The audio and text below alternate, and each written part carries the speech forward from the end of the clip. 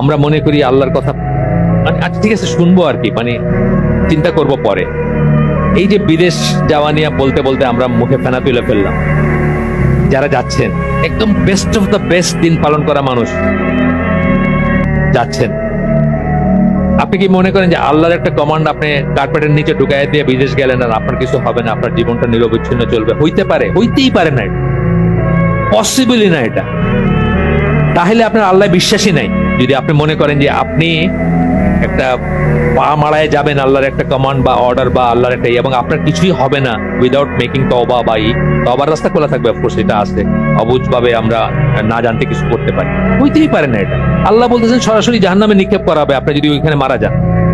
আপনি সেটাতে পাত্তা নিয়ে যা বলতেছেন আগে একটু কামাইয়া লই তারপরে দেখুন। ভালো ভালো ছেলেরা, বুয়েটের আমার একটা পরিচিত ছেলে গেছে, কল্পনা করতে পারি না যে সে কোনদিন যাবে। তার ওয়াইফ পারলে ডেলি কান্দে যে বাচ্চা হয়েছে ওইখানে, ওইটা তো আমেরিকান বাচ্চা, এবং আমেরিকান বাচ্চা হইলে যদি কোনোভাবে সে জানে সে তার রাস্তা বাইর করে নিতে পারবে। আমাদের এক দিনী ভাইয়ের ছেলে, উনি ওইখান থেকে হিজরত করে চলে আসছেন বাংলাদেশ, বাচ্চারা যদি আমেরিকায় পড়া না হয়।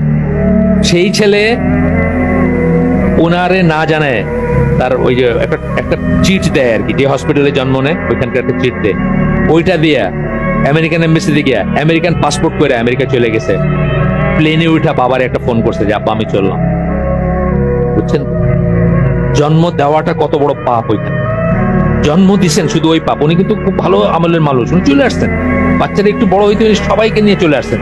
ওনার আমেরিকান পাসপোর্ট উনি বাক্সবন্দি করে রেখে দিচ্ছেন, কিন্তু ওনার ছেলে এই বড় হয়েছে পরে যখন জানছে, অনেকে বুদ্ধি দিছে তুমি এনে পড়ে আসো কেন, এদিকে একটা জায়গা হইলো থাকার, তোমার সারা দুনিয়া তোমার জন্য ওপেন।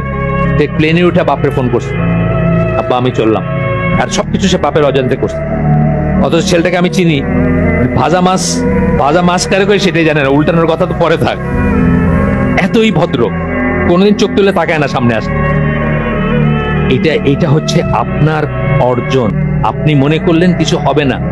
ওই ভাই খুব ভালো আমলের মানুষ, খুব ভালো বোঝেন, মারা গেছেন, আল্লাহ জান্নাত নসিব করুন, অত্যন্ত ক্লোজ, আমার নিজের আপন ভাইয়ের মতো।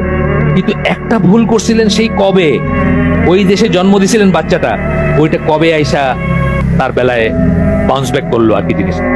তা মনে করেন না যে এমনি এমনি তওবা করেন, ঠিক আছে, তওবার রাস্তা তো খোলা আছে, কিন্তু মনে করেন যে আপনি ওভার স্টেপিং করবেন আর আপনার কিছু হবে না।